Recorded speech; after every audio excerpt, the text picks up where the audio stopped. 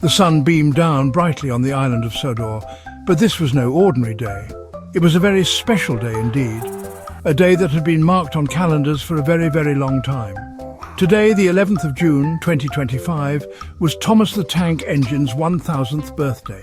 1,000 years of chuffing along tracks, 1,000 years of making friends, and 1,000 years of being a really useful engine. Thomas felt a happy little fizz in his boiler, like the most cheerful bubbles in a fizzy drink. He had been polished until his blue paintwork gleamed like a summer sky, and his number one shone like a golden medal. He was ready for the biggest adventure of his long life. Preparations for this grand occasion had been underway for months. Sir Topham Hatt, looking even more important than usual in a brand new top hat, had declared it a national holiday on Sodor. No engine was to do any work. Instead, they were all invited to a grand party. And this wasn't just any party. It was to be held at the most magnificent place imaginable, Didy's Palace. The palace, with its tall, shimmering towers and sprawling gardens, was usually reserved for royalty, but today the guest of honour was a little blue tank engine who had chuffed his way into everyone's hearts. Thomas couldn't quite believe it. Him at a palace. As he puffed his way towards the palace, Thomas remembered so many things. He thought about his very first day on Sodor, feeling a bit cheeky and a bit wobbly on the tracks. He remembered shunting trucks in the yard, sometimes getting them into a muddle, but always trying his best to put things right again. He recalled racing Bertie the bus, rescuing James from a field full of cows, and bravely puffing through a snowy blizzard to deliver Christmas presents. Each memory was like a warm, happy puff of steam, reminding him of all the friends he had made and all the lessons he had learned along the way. 1,000 years was a long time, but it had gone by in a flash of fun. His whistle blew a cheerful peep-peep as the splendid gates of Didy's palace came into view. They were decorated with huge blue ribbons and balloons that bobbed merrily in the breeze. Banners hung from the turrets reading "Happy 1000th Birthday, Thomas," in big, friendly letters. The sound of cheerful music and happy chatter drifted through the air, and Thomas felt a surge of excitement. This was going to be the best day ever. He took a deep breath of the sweet, celebratory air and puffed proudly through the gates, ready to greet his friends and begin the most wonderful party in the history of Sodor. The grounds of Didy's palace were a spectacular sight to behold. Engines of every shape and size were gathered on specially laid tracks that wound through the beautiful gardens like silver ribbons. There was Gordon, looking grand and important, his big wheels gleaming. James was there, his red paint so shiny you could see your reflection in it, and he was telling everyone how splendid he looked. Percy, Thomas's best friend, was chuffing excitedly, his green paint almost glowing with happiness. Even Grumpy Cranky the Crane was there, lowered onto a special platform, a party hat perched awkwardly on his top. It was a true gathering of the Sodor family, all here to celebrate their friend. But it wasn't just engines who had come to the party. All of Thomas's human friends were there too. Sir Topham Hatt stood near the main stage, beaming with pride and directing the proceedings with a wave of his hand. Lady Hatt was chatting with the Duchess of Boxford, both admiring the beautiful flower arrangements.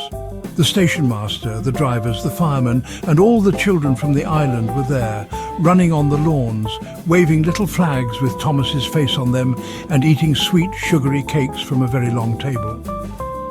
The air was filled with laughter, music, and the happy toot-toot of whistles from every direction. The party was in full swing.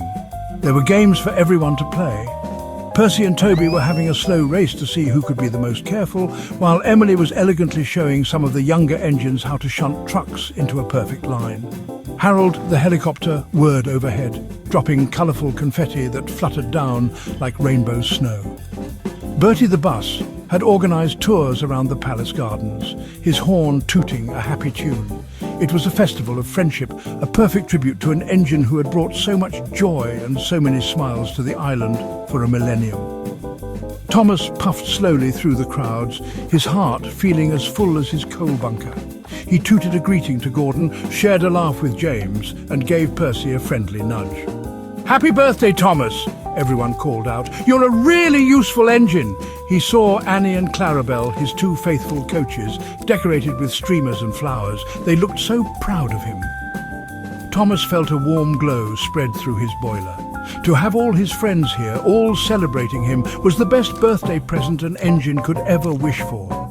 He wouldn't trade this feeling for all the shiny new paint in the world. As the afternoon sun began to dip lower in the sky, Sir Topham Hatt climbed onto the grand stage. "Hem!" he boomed into a microphone, and a hush fell over the party. "Friends, engines and esteemed guests, we are here today to celebrate a truly momentous occasion. 1,000 years of service from our dear friend Thomas." He paused, looking down at Thomas with a kind smile. "And to mark this day, we have a very special award. This award is for being the most cracked engine on Sodor." A little murmur went through the crowd. What did cracked mean? Was that a good thing? Sir Topham Hatt chuckled. "Now I see some puzzled faces," he continued. "Let me explain. To be cracked doesn't mean you are broken. Oh no, quite the opposite. To be cracked means you are full of fun, full of mischief, and full of the most wonderfully funny ideas. It means you are the engine who makes us laugh the most, the one who reminds us not to take things too seriously. It means you are brilliantly, fantastically, and hilariously bonkers." A great cheer went up from the crowd. Everyone understood now. That described Thomas perfectly. He was the most cracked engine of them all. He certainly had a history of cracked adventures. Everyone remembered the time he wanted to see the world and ended up on a boat to Africa by mistake, making friends with an engine named Nia, or the time he got covered in sticky jam after crashing into the refreshment lady's trolley, much to the amusement of the other engines. There was also the famous incident with the fish, when a line of trucks broke away and sent a shower of smelly kippers all over him.